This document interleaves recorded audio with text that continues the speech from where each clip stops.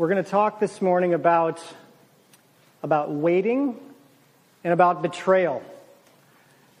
The passage that we just heard is a serious betrayal, but I want to back up just a bit and establish the characters in this story. The main character is Jacob. And as we read in Genesis chapter 25, verses 27, Jacob was the second-born son, and he was always in competition with his older brother. They were twins, and his mother had, the twins were fighting in her womb. She went to inquire of the Lord, and God told her that the older would serve the younger. Now, Isaac was Jacob's father, and he didn't seem to care what God said about who would serve who. He liked Esau better. He liked the firstborn better. And it says in Genesis 25:27, when the boys grew up, Esau was a skillful hunter, a man of the field, while Jacob was a quiet man dwelling in tents. Isaac loved Esau because he ate of his game, but Rebekah loved Jacob. Some of the Hebrew wording is very interesting. It says Jacob was a quiet man dwelling in tents. The word is translated quiet, but the Hebrew word is perfect. And because of what Jacob starts doing after this, I believe the translators felt very uncomfortable translating this word as perfect. But this is the same word that's used for Job in the Bible, where it says Job was blameless, he was perfect. The only other way this word is used in the Bible is to describe someone who has integrity. And I believe what it's telling us is that Jacob, early in his life, until this point, was really trying to please his father. He wasn't the favorite. I can relate. I was the second-born son, and I was always trying to get my father's approval, and I had difficulty doing that. And so I can relate to Jacob trying to get some attention for himself. His brother Esau was a hunter. It says a skillful hunter. And the Hebrew here, when it says that Isaac loved Esau because he ate of his game, it's Isaac loved Esau, game in his mouth is the Hebrew. So he just, he liked the food that he ate, and he paid little attention to his son Jacob. Jacob decides he's been waiting long enough, and he needs a couple of things. First, you actually need, in those days, you can't just meet a woman and marry her. You actually have to have a bride price. You have to buy a wife in those days. Well, Jacob doesn't have any money. And so he realizes if he's going to get a wife, he's going to need to get some money. And so he decides to swindle his brother out of his inheritance. In those days, if you're the firstborn, you got 2/3 of the inheritance, and the secondborn got 1/3, or the rest of the kids split up the rest. And so when Esau is hungry, he comes in from his hunting trip. He comes into, and it says he's exhausted, he's famished. And Jacob is at home. He's dwelling in tents. He's cooking some lentil stew. Esau says, give me some of that stew. And Jacob says, I'll give you some of it if you sell me your birthright for this bowl of stew. And Jacob says, Esau says, what good is my birthright? I'm dying of hunger here. And Jacob said, swear it to me. So it says, and he swore that he would give him his birthright, 2/3 of the inheritance for his lentil stew. And it also says that Jacob threw in some bread with it. So, being a generous man. So we're getting a little picture of, all right, here is a guy who is trying to do everything right, but just like the rest of us, when God is not acting on your timetable, you start to take things into your own hands. We don't like waiting. We see that hourglass. None of us like waiting, but I want you to think for a moment, what are you waiting for? What have you been waiting for a while? Is it a relationship? to be restored? Is it your health issues? Is it your finances to turn around? See, these are things that we wait for, and we're tempted to take things into our own hands. Maybe do something that's not ethically upright because we're tired of waiting.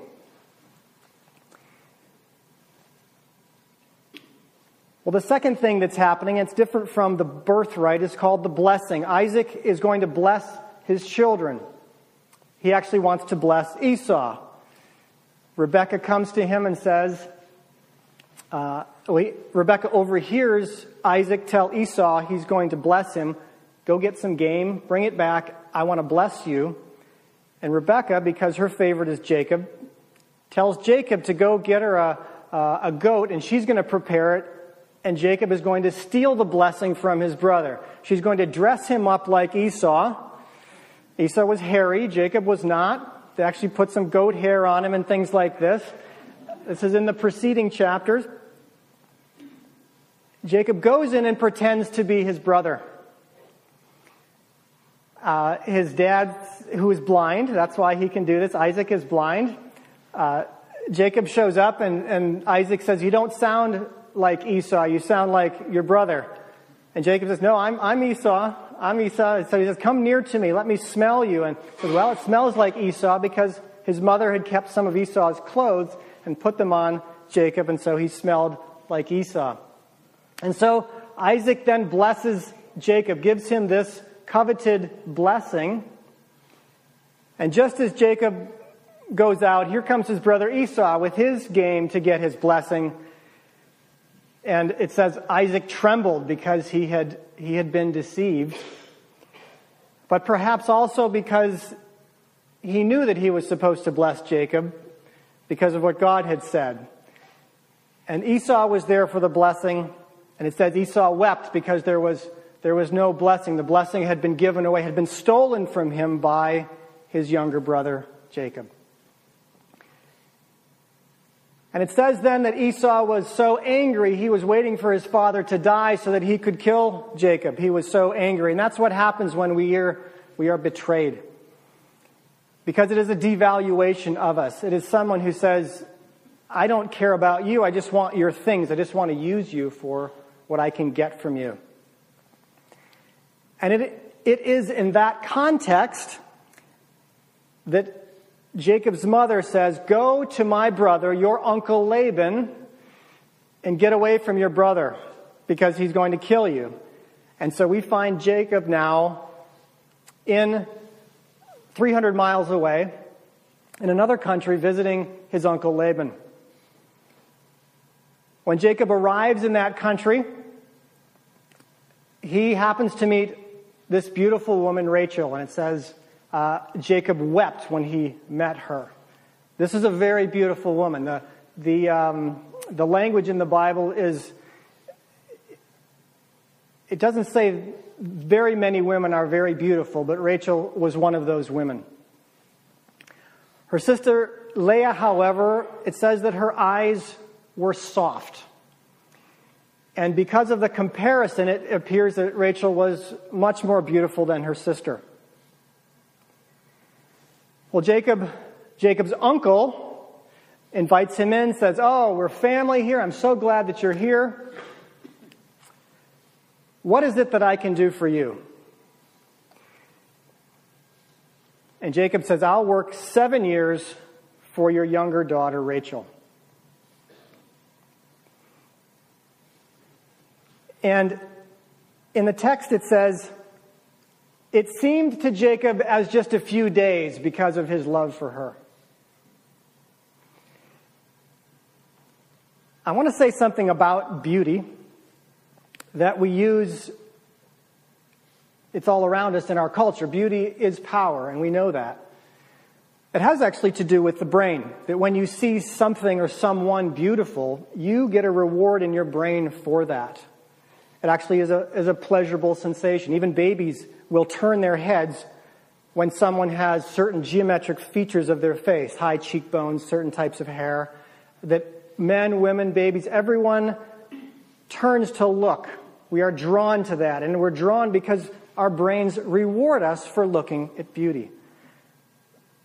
This is a fact not lost on the media industry, who, when they have a movie with a particularly weak plot, they will put someone beautiful in the star role because you will watch beauty. And so Jacob, and just thinking about, just imagining Rachel, every time he thought about her for 7 years, he was getting a reward in his brain. So the time passed quickly. Have you ever wanted something really, really badly?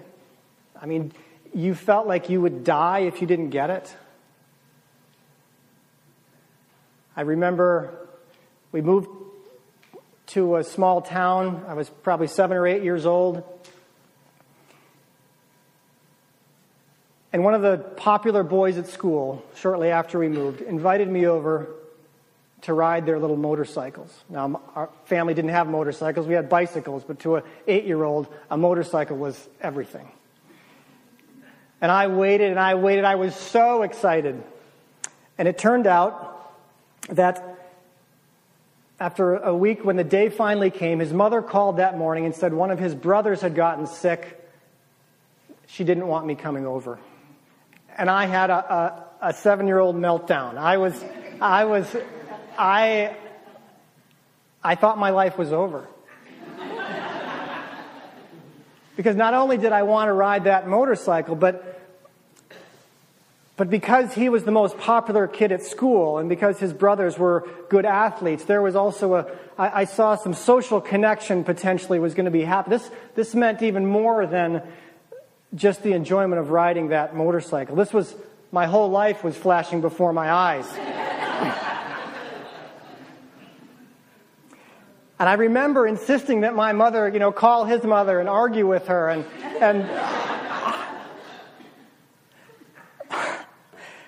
have him describe his symptoms over the phone so that perhaps I could...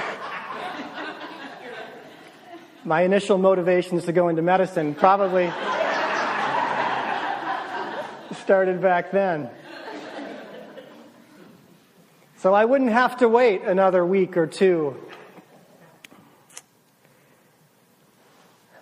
So Jacob has been waiting for 7 years. He has been so looking forward to this event, to his marriage to Rachel, who he's been fixated on for 7 years. And there's a wedding, and during the wedding, the custom was that the women were veiled. There was drinking at the wedding, and Jacob's uncle switched daughters on him. He gave him Leah instead of Rachel. And Jacob didn't find out until the next morning. The scripture is interesting, and it says, and the next morning, behold, it was Leah.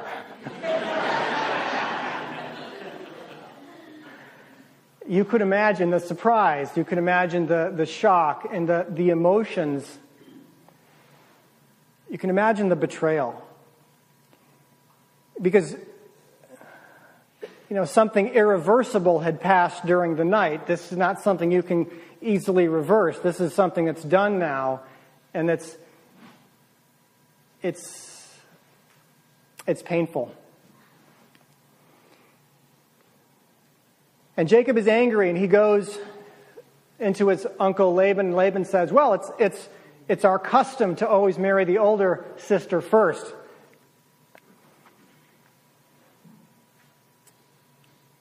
But I'll give you the younger sister in a week, and you can have her too. Just finish out this 1 week of wedding celebration with the older sister. So Jacob agrees.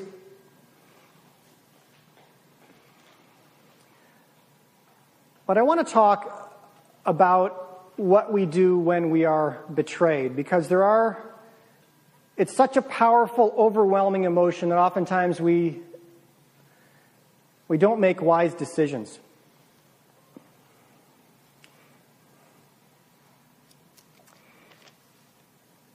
The first thing that it's important to do when you're betrayed, and I want you to think about a situation where you were betrayed, where there was someone did something to you that was just wrong. And it's worse if it was a family member, and probably about on the same par as someone in the church, because in the church we are family. And so when someone in the church betrays you, they treat you in a way that you're not expecting. It hurts much more deeply than if a stranger cuts you off in traffic, someone you don't know. Someone who you're expecting to care for you, like your uncle who says, we're the same flesh, we're family, is the way he greeted Jacob when he first showed up. And then to play this trick on him, to betray him like that, basically said to Jacob, I'm just using you. Because Jacob really had no recourse. His father had sent him away, even though he had swindled his brother out of the inheritance. You don't get that until your father dies. So he arrived at Laban's house penniless. He had to work.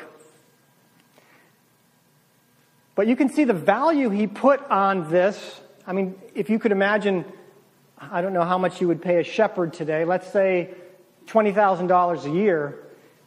Jacob was paying $140,000 for his wife. This was an expensive proposition. And after paying that, he ended up with a woman he didn't want. He just paid a very high price for someone he didn't want. And then he had to work another 7 years to get what he did want.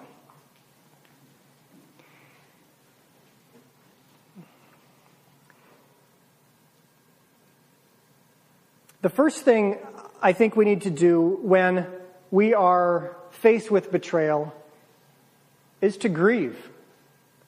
Our first response oftentimes is just anger, but grieving is absolutely appropriate because that is a relationship that you enjoyed that now is broken. There's a fracture there. He and Laban are never going to see each other the same again after this, unless there's some sort of reconciliation. He and Leah, he and Rachel, all of these relationships now are different. Quieting yourself is also something that the brain needs after a betrayal. We are tempted to act quickly, and Jacob ran into Laban's house and demanded and ended up, I think, potentially with a deal that he might not have had to serve another 7 years, that he might have made a better deal had he waited. But when we are so angry, we oftentimes will do whatever. We'll make decisions that aren't wise. But the overarching theme that we need to do when we are hurt, when we're angry, when we're betrayed, when we're rejected, is to stay relational, especially with God. Especially with God. What do I mean by staying relational? What happens when we're betrayed is our relational circuits come down, and people are either problems, obstacles, or resources. You're either in my way, someone I have to move out of the way, or you're a resource, I can use you. Think about yourself in a hurry. You're late for something in traffic. The person in front of you is just an obstacle, not a person. You just want them out of the way, right? Or they're a resource if they happen to move to the side, right? You're not relational when you're fearful that you're late for an appointment. You're not relational when you're angry. You're not relational when you've been betrayed. If we stay relational with God, we are able to sort things out. And I believe had Jacob stayed relational with God, that he would have gotten some answers to his questions. And one of his questions might have been, God, what's going on here? I think we should ask the question, God, is there a message in this for me? Is there a message in this for me? And I think he might have received the message, this is how your brother Esau felt when you stole his blessing. Irreversible. Can't take it back.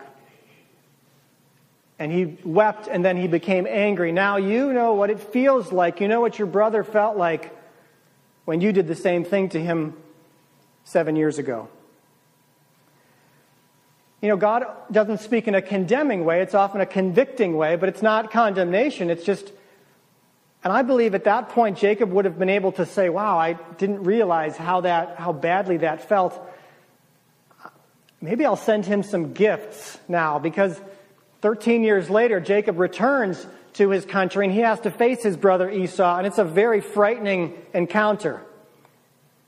And I believe that if Jacob had started asking those questions now, God, is there a message here for me? Why have I experienced this? That he would have had the insight to start sending Esau some gifts or go to visit him a little bit earlier.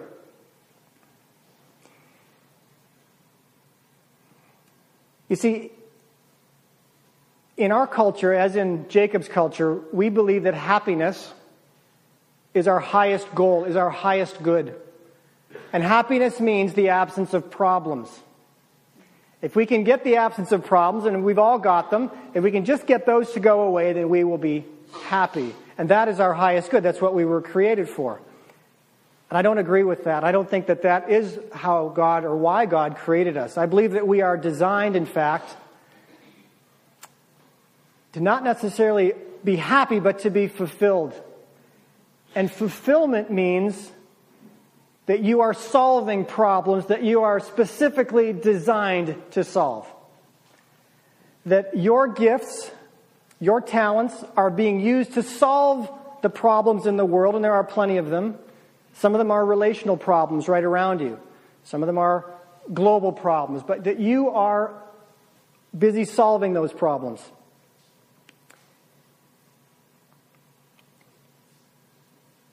And when you see life as I believe Jacob did, if I can just get this woman, get a white picket fence around us, I'm going to be happy. See, God had a much bigger plan for Jacob. Jacob is one of the patriarchs. Jacob ends up with 12 sons that are going to be the 12 tribes of Israel. God had a very big plan for Jacob, and Jacob had a very small, comfortable plan for himself. And that is how it goes with us. Each of you has a design, has a gift, and will be fulfilled when you're using that design to solve the problems that come into your life. But you'll only be able to solve those problems in relationship with God. As you ask Him the questions, God, what's up with this situation? Why am I having this problem?